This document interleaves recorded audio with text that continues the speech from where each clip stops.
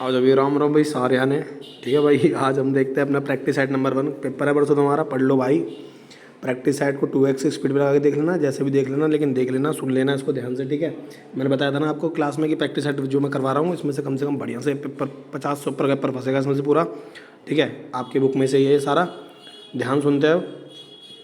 Practice set number कौन सा है आपका?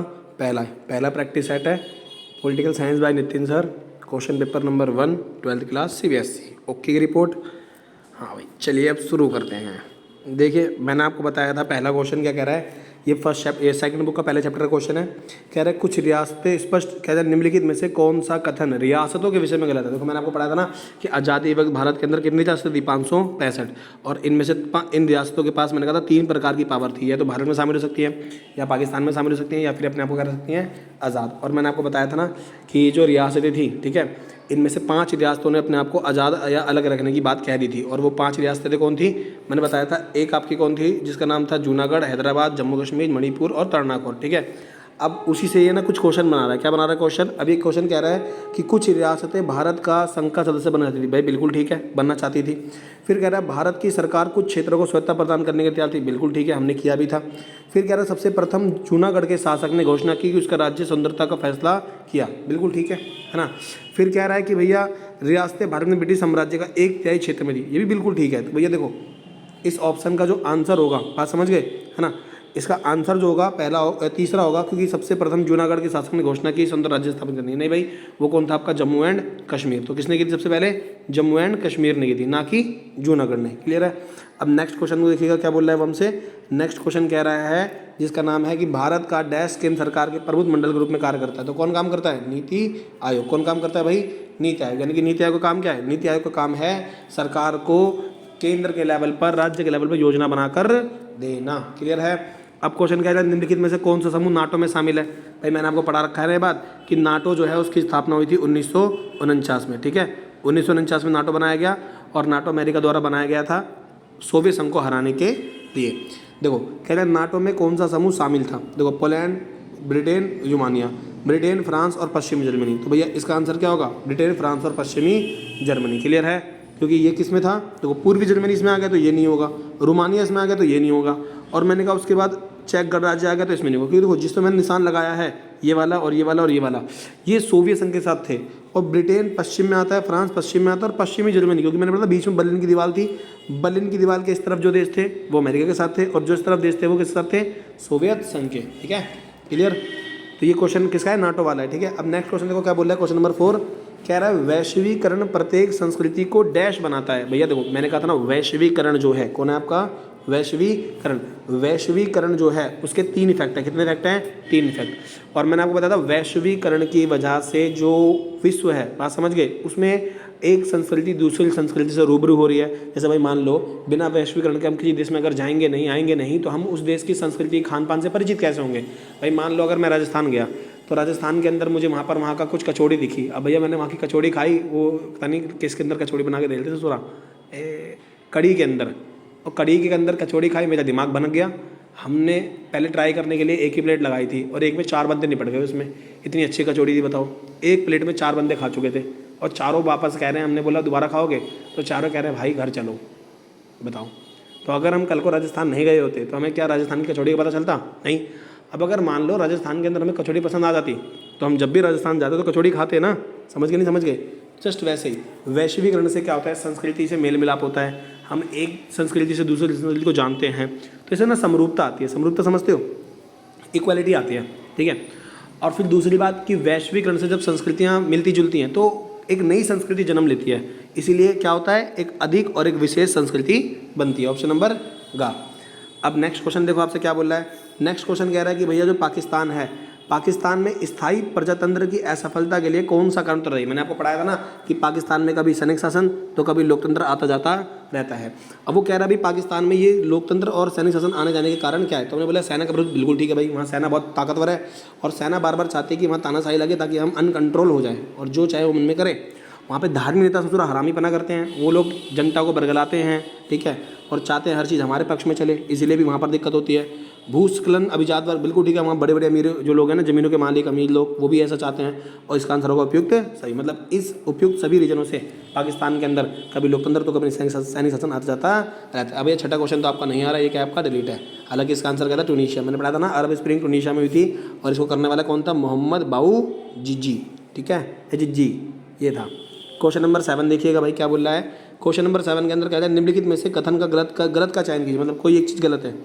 कह रहा है शेख मुजीबुर रहमान की अधिक स्वेच्छा 6 सूत्रीय प्रस्ताव, बिल्कुल ठीक है भाई। शेख मुजीबुर रहमान कौन है, ये मैंने पढ़ाया था। 2 पाकिस्तान थे, एक पूर्वी पाकिस्तान और एक पश्चिमी पाकिस्तान। जो पूर्वी पाकिस्तान था पश्चिमी पाकिस्तान का बराबर करता था, तो शेख मुजीबुर रहमान ने बोला था भाई हमारे को ना कुछ राइट्स चाहिए। 6 प्रस्ताव रखे थे उसने, ठीक है। 1998 में भारत ने पाकिस्तान द्वारा परमाणु परीक्षण करना, बिल्कुल ठीक है। हमने 98 के अंदर किया था परमाणु परीक्षण, और ये हमारा फाइनल परमाणु परीक्षण था राजस्थान के गाँव हुआ था पोखरण के अंदर, ठीक है। और मैंने बताया था ना आपको कि परमाणु परीक्षण के समय कौन थे, अटल बिहारी वाजपेयी प्राइम मिनिस्टर, और इस समय नासा इसरो के हेड कौन थे, एपीजे अब्दुल कलाम। और मैंने कहा था पहला परमाणु परीक्षण कब हुआ था, 1974 में राजस्थान के पोखरण में ही हुआ था। दूसरा भी वहीं हुआ था, राजस्थान, ठीक है। कह रहा है साफ्टा पर इस्लामाबाद सार्क के 7वें शिखर सम्मेलन में हस्ताक्षर हुए। बात समझ के भैया, ये नहीं हुआ था साफ्टा में, वहाँ पे इस्लामाबाद में हस्ताक्षर नहीं हुए थे। देखो भारत और बांग्लादेश में जो बीच में फरक्का नदी को लेकर विभाजन को लेकर क्या होते हैं, विवाद वगैरह था, और 96 में इसको क्या था, हस्ताक्षर। तो ये भी ठीक है, ये भी ठीक है, और ये भी ठीक है। इसका ऑप्शन नंबर जो 3 है वो क्या है, गलत है, ठीक है, क्लियर। अब नेक्स्ट क्वेश्चन देखिएगा भैया आप क्या बोल रहा है। 1960 के दशक में कांग्रेस दल इंदिरा गांधी के नेतृत्व में किससे परेशान हो रहा था भैया। जब इंदिरा गांधी देश की प्रधानमंत्री बनी ना, उसके बाद देखोगे आप आंतरिक कलह आ गया था पार्टी में। पता ना कांग्रेस पार्टी जो थी वो आपस में कलह में बढ़ रही थी, और इंदिरा गांधी क्यों, क्योंकि सिंडिकेट को वैल्यू बिल्कुल नहीं दे रही थी इंदिरा गांधी, और सिंडिकेट खिलचा पड़ा जाता था किससे, इंदिरा गांधी से। इस चीज़ मैंने आपको बताई थी, नहीं बताई थी, ओके। तो किससे विवाद थी, आंतरिक कलह, और इसी कलह की वजह से 1969 के अंदर क्या हो गया, कांग्रेस पार्टी, ए भैया तो इधर चलो रे, ए भैया कहाँ चले गए। तो कांग्रेस पार्टी आंतरिक कलह से क्या थी, परेशान, ठीक है। अब आ जाओ नेक्स्ट पेज पे, ये लो भाई नेक्स्ट पेज लगा दिया। कहते वो हो रहा हूँ मैं एकदम, वो नहीं होता ऑनलाइन पढ़ाने वाला, देख लो कितनी टेक्नोलॉजी का यूज़ कर रहा हूँ। वैश्वीकरण, आ जाओ, ज़्यादा वैश्वीकरण पढ़ लो, दांत ना फाड़ो तुम सब, ठीक है। और तुम्हारा ध्यान की तरह ना माने, आ जाओ भाई। क्वेश्चन नंबर 9, क्वेश्चन नंबर 9 कह रहा है डैश की नीति आयोग के द्वारा अपनाई गई। अरे भैया नीति आयोग मोदी ने बनाया था 1 जनवरी 2015 को, और जैसे ही नीति आयोग बना इसने एक योजना लेकर आया, उसका नाम था मेक इन इंडिया, ठीक है। ये मोदी का प्लान था। प्रथम खाड़ी युद्ध आपका नहीं आ रहा, लीड है। शीत युद्ध का चरम बिंदु क्या था, क्यूबा मिसाइल संकट, पढ़ाया था ना।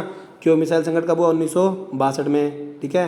ये एक ऐसा पॉइंट था जब दोनों ही देशों को लगा कि अपनी पिटाई लग सकती है, और दोनों देशों में युद्ध होने की संख्या बढ़ गई थी, क्लियर। अब आ जाओ नेक्स्ट क्वेश्चन पे, क्वेश्चन नंबर 12 कह रहा है सरदार पटेल ने एकीकरण की भूमिका निभाई, बिल्कुल ठीक है। मैंने पढ़ाया था ना, सरदार जो वल्लभ भाई पटेल थे, उन्होंने हैदराबाद, मुरादाबाद कहाँ गया सूरा, फिर कह रहा है सिकंदराबाद कहाँ गया ये, फिर कह रहा है जम्मू कश्मीर एक है भाई, अलग थोड़ी है। हैदराबाद, जूनागढ़ और कश्मीर, बिल्कुल ठीक है, ऑप्शन नंबर सी। इनको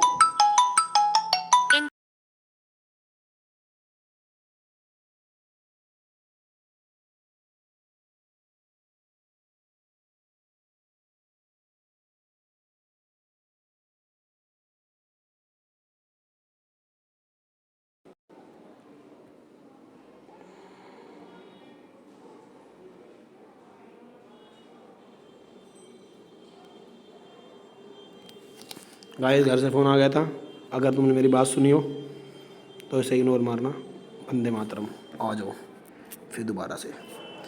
तो कह रहा है कि भैया सरदार वल्लभ भाई पटेल ने एकीकरण की चुनौती किस राज्य से प्राप्त की। देखो 5 राज्यों ने दिक्कत करी थी, और वो कौन थे, मैंने शुरू में बताया, जम्मू कश्मीर, जूनागढ़, हैदराबाद, मणिपुर और तमिलनाडु। तो इसमें देखो ऑप्शन नंबर सी इसका आंसर होगा। क्या होगा इसका आंसर।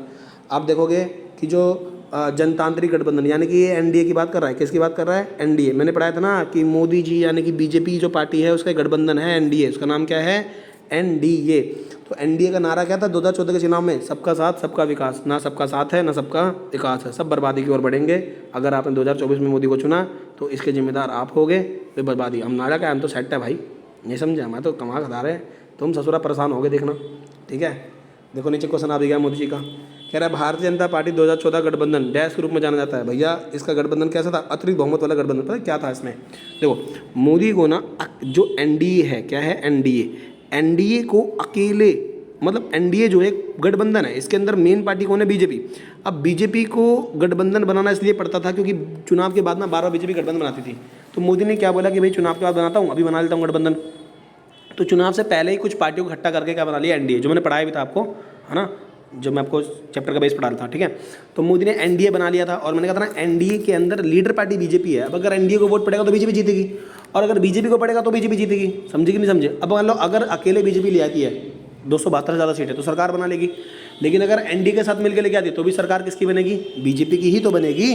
तो 2014 में मोदी चुनाव लड़ा, उसमें बीजेपी को बहुमत मिल गया और एनडीए के साथ भी मिल गया। मतलब एनडीए के मान लो नरेंद्र मोदी को अकेले 303 सीटें मिली थी, ठीक है, और बीजेपी के साथ उसको मिली 350 सीटें। तो अकेले भी मोदी सरकार बना सकता है और एनडीए के साथ भी सरकार बना सकता है। तो मोदी ने कहा यार एक बात बताओ, अगर मैंने आज अकेले सरकार बनाई तो एनडीए बुरा मान जाएगा, फिर कल को मेरा साथ देगा क्या? नहीं देगा। इसीलिए मोदी ने बोला अपन एनडीए को साथ लेके चलेंगे। तो मोदी का गठबंधन कैसा गठबंधन था? अतिरिक्त बहुमत वाला गठबंधन। कैसा गठबंधन? अतिरिक्त बहुमत वाला। क्लियर? अब नेक्स्ट क्वेश्चन देखो, कह रहा है विश्व सामाजिक मंच की मुख्य कार्यसूची क्या है? भैया विश्व सामाजिक मंच ना एक संगठन है जो वैश्वीकरण का विरोध करने के लिए बनाया गया है। किसका विरोध करने के लिए बनाया गया है? वैश्वीकरण का। और इसमें बोला गया है कि जिसको भी वैश्वीकरण से दिक्कत परेशानी हो, समस्या हो, खाज खुजली हो, वो आकर हमारा विरोध कर दे, यानी कि उदारवाद का विरोध कर दे। क्लियर है ना? कह रहा है वैश्वीकरण डैश के प्रारूप है। भाई वैश्वीकरण क्या है? वैश्वीकरण के अंदर मैंने कहा 3 प्रकार के इफेक्ट होते हैं, राजनीतिक, सामाजिक और आर्थिक। क्लियर है? कौन से होते हैं? राजनीतिक, सामाजिक और आर्थिक। अब नेक्स्ट क्वेश्चन देखो क्या बोल रहा है। क्लियर? नेक्स्ट क्वेश्चन में मारो गोला, ये नहीं आने वाला भाई ससुरा, ठीक है। क्लियर? आ जाओ नेक्स्ट क्वेश्चन पे। अब नेक्स्ट क्वेश्चन के बाद पन्ना आएगा। चलो भाई इस पन्ने को ही पढ़ते हैं। ए ससुरा कहाँ चले गए भैया जी?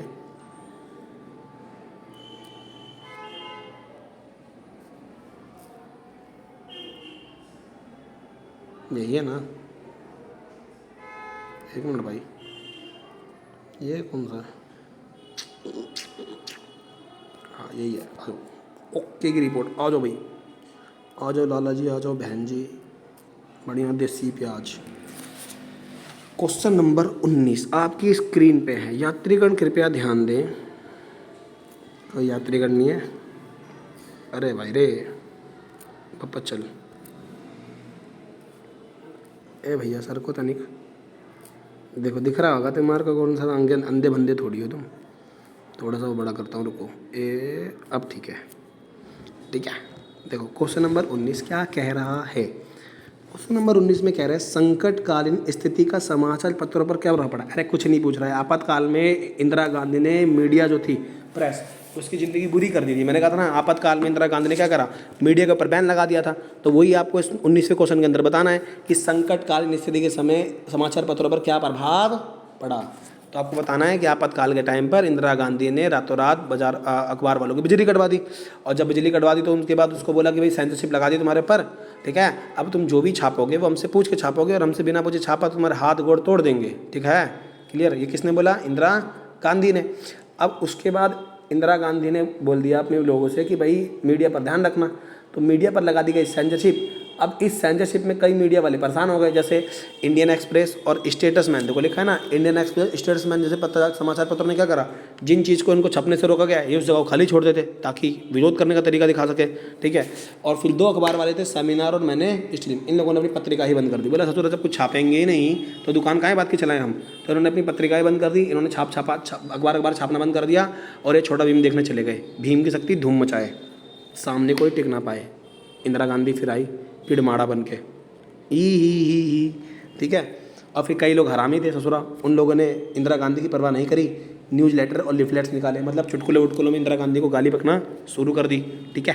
कल्पनाशील भाषा का प्रयोग कर रहे हैं, उल्टी सीधी भाषा में, जैसे इंदिरा को लिख दे रहे हैं ऐंद्रा, और कुछ कुछ बोल दे रहे हैं। अब इंदिरा बोले ऐंद्रा कौन है, तो बोले हम किसी और की बात कर रहे हैं, लेकिन बात तो इंदिरा की ही कर रहे थे वो। जैसे गली के अंदर कुछ अंटियाँ नहीं बकती गालियाँ, नाम किसी का लेती हैं और गाली किसी को बकती हैं, और जिसके लगती है वो चिढ़ जाती है ना।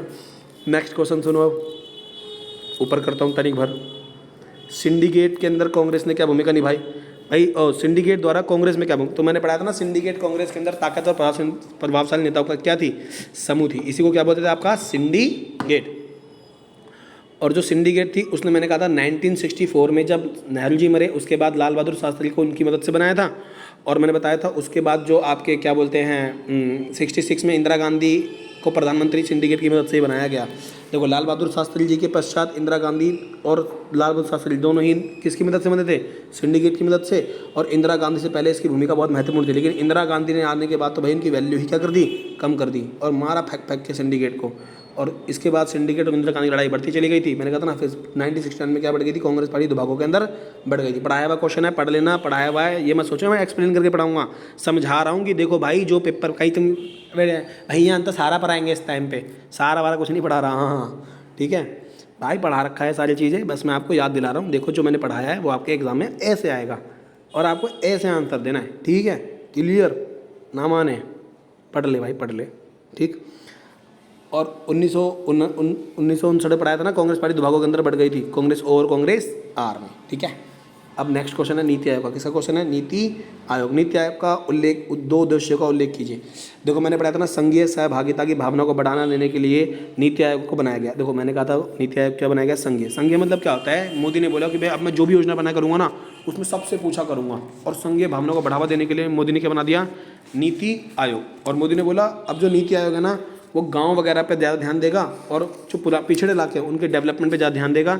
इसके लिए मोदी ने क्या कर दिया कि ग्रामीण स्तर पर हम क्या बनाएंगे? विश्वसनीय योजना बनाएंगे। इसे देखा होगा मोदी बहुत सारी योजना लेके भी, उज्ज्वला योजना, जनधन योजना, है ना, और बेटी बचाओ बेटी पढ़ाओ, कल्याण वाली योजना आ गई, घर वो आई, क्या बोलते हैं, वॉशरूम वाली योजना नहीं होती, वो गाँव में मिली है हमको, ससुरा कहाँ ही मिलेगा। गाँव में लोगों को 19 हज़ार मिले, 20,000 रुपये वो बनाने के वॉशरूम, बताओ। ससुरा यहाँ पर 1,000 रुपये भी नहीं मिले, मैं बना लेता एक, ठीक है। अब नेक्स्ट क्वेश्चन देखो, क्वेश्चन नंबर 22 क्या कह रहा है? क्वेश्चन नंबर 22 कह रहा है भारतीय राजनीति में 77 के पश्चात क्या बदलाव? अरे पढ़ाया था क्वेश्चन, अभी घर में पढ़ाकर भेजा है तुम्हारे को, आज ही पढ़ाकर भेजा है मैंने। बोलो सियापति रामचंद्र की जय। पढ़ाया था क्वेश्चन है, 77 के बाद पढ़ाया था क्या हुआ था? जनता पार्टी का गठन हुआ था। और पता था आपातकाल के खिलाफ जनता पार्टी जो थी वो इकट्ठा हो गई, सारी पार्टियां इकट्ठा हुई और मिलकर क्या बना लिया इन लोगों ने? जनता पार्टी।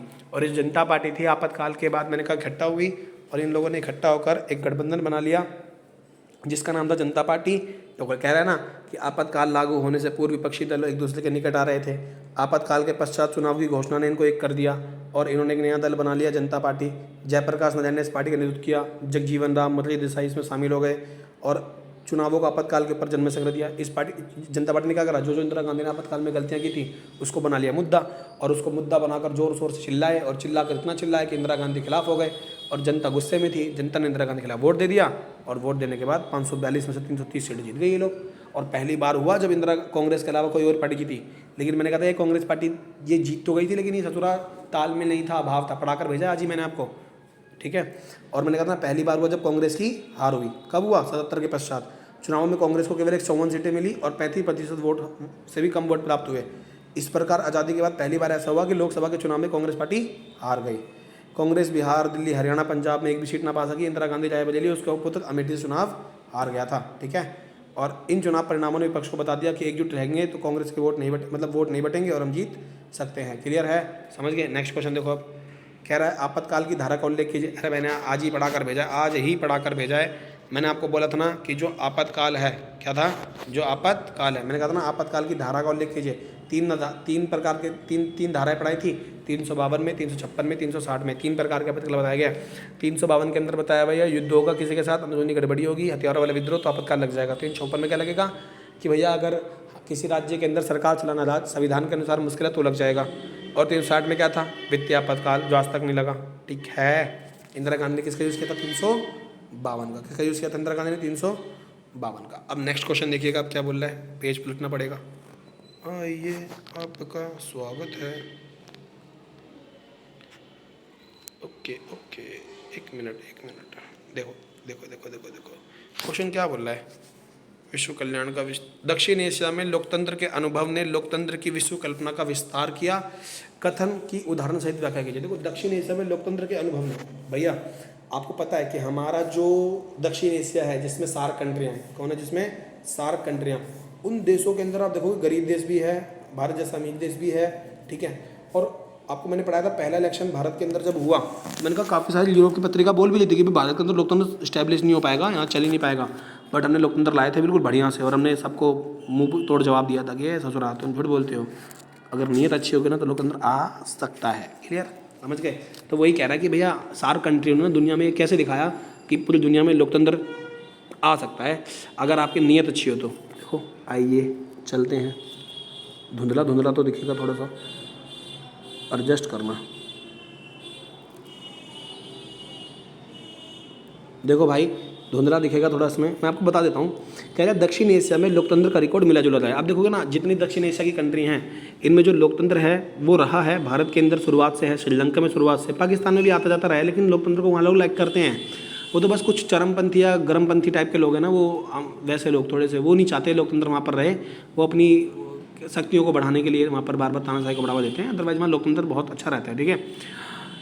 इसके बावजूद दक्षिण एशियाई देशों में जनता जो है लोकतंत्र की आकांक्षाओं की सहभागी है, और इस क्षेत्र में 5 बड़े देश हैं। कितने देश हैं? 5 बड़े देश। एक मिनट देखो, तो क्या बताया कि भैया इसके बावजूद दक्षिण एशियाई देशों की जनता लोकतंत्र की आकांक्षा सहभागी है। इस क्षेत्र में 5 बड़े देश हैं, ठीक है। सर्वेक्षण जब देखो एक मैं बताता हूँ क्या हुआ। दक्षिण एशिया में जो सार्क कंट्रियां हैं इन देशों में ना एक सर्वे करवाया गया। अब सर्वे करवा के ना जनता से पूछा गया कि आप लाइक किस चीज़ को करते हो, तो जनता ने कहा हम नितिन को लाइक करते हैं। मजाक कर रहा हूँ, आ जाओ पेपर चल रहे तुम्हारे, हंसी आ रही तुम्हारे को, है ना।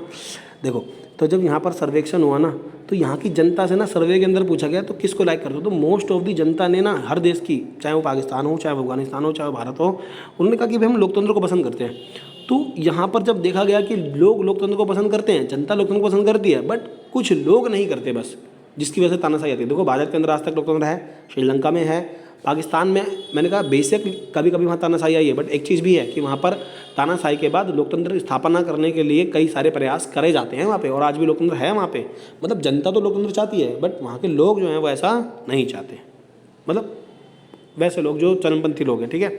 क्यों मिसाइल संगठन पूरा पढ़ा रखा है भैया, ये आपको देख लेना आप एक बार, इसको मैंने पढ़ा था ना क्यों मिसाइल, वैसे आएगा भी नहीं है क्योंकि फर्स्ट बुक का तो डिलीट है भैया, ठीक है। अब नेक्स्ट क्वेश्चन देखो, इजराइल के साथ संबंध।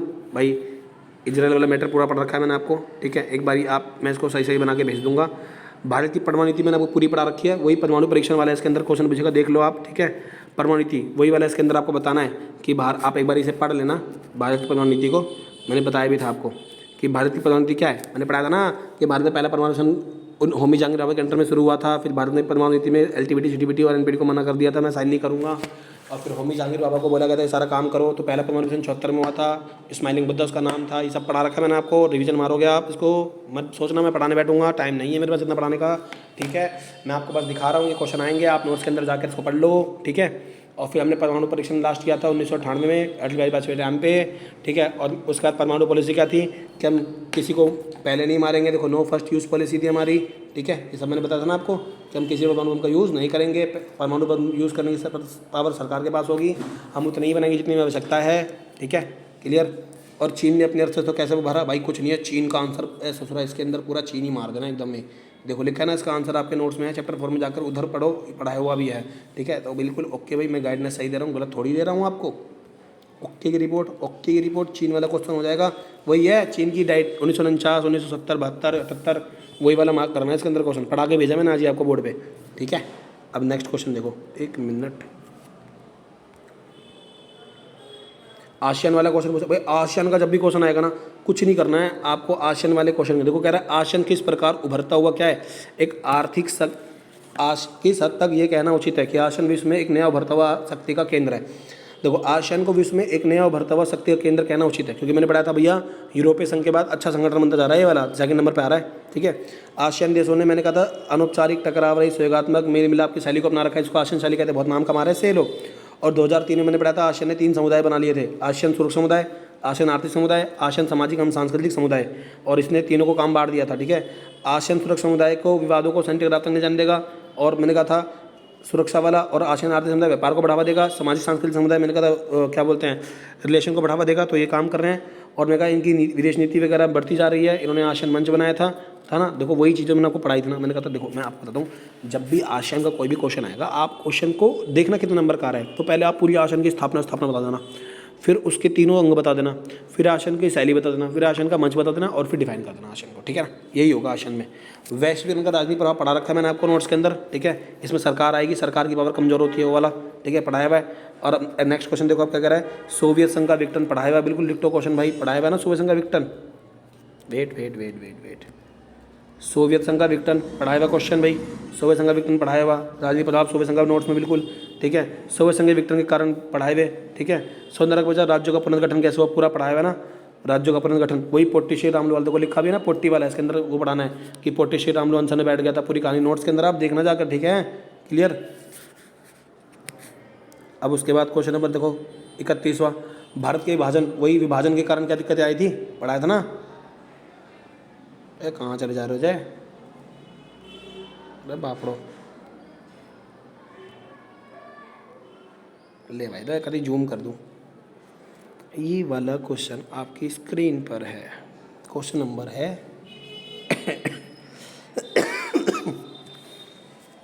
भारत के विभाजन की प्रक्रिया। अरे भाई पढ़ा रखा है पूरा, भारत का बंटवारा कैसे हुआ, एक बार आप इसको देखो, नज़र मारो, रोक कर पढ़ो, समझ आ जाएगा। नोट्स में पूरा डिक्टो क्वेश्चन है, पॉज कर लो, पॉज करके पढ़ लो, वही है बंटवारा कैसे हुआ, पढ़ाया था पूरा, देख लो। मैंने कहा ना चिंता की बात नहीं है, जो पढ़ाया है वही आएगा, बस आपको समझने का खेल है, ठीक है। अब नेक्स्ट के साथ मिलेंगे, आज के लिए सिर्फ इतना ही, वंदे मातरम। और हाँ सुनो, बाहर में जाओ, okay tata bye bye. Channel को लाइक कर देना, सब्सक्राइब कर देना और 20 रुपये पेटीएम कर देना मुझे, ठीक है। मोमोज खाने हैं।